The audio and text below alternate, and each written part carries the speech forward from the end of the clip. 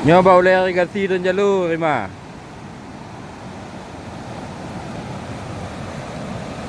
Yan, ikan melimpah ke kampung.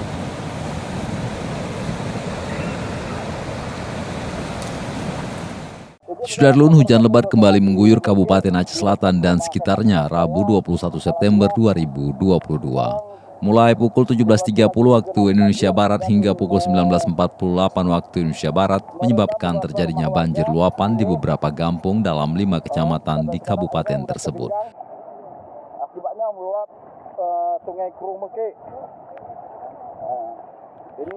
Data yang diterima Serambion TV dari Pusdal Ops PBBPBD Kabupaten Aceh Selatan, Rabu 21 September 2022 malam, 5 kecamatan yang tergenang banjir yakni Kecamatan Labuan Haji Timur, Mekik, Klut Tengah, Klut Timur, dan Trumon Tengah. Banjir tersebut disebabkan meluapnya aliran sungai di beberapa kecamatan dalam Kabupaten Aceh Selatan.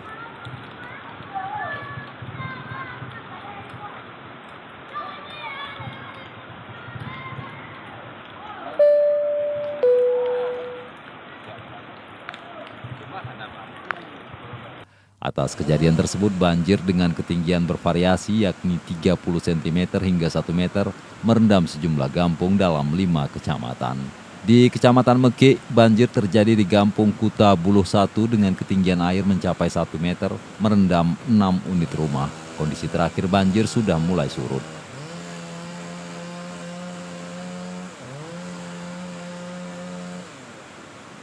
Sementara itu di Kecamatan Klut Tengah, banjir terjadi di Kampung Jambu Papen dengan ketinggian air 30 cm merendam 2 unit rumah.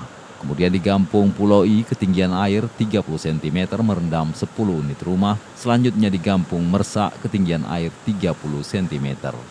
Di Kecamatan Klut Timur, banjir yang terjadi di Kampung Lawi Sawah hanya menggenangi badan jalan dan kondisi terakhir banjir sudah mulai surut total.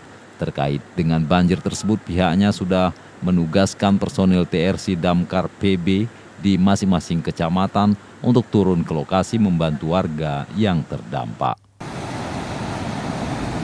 Dari Aceh Selatan, Taufik Zaz, Serambion TV.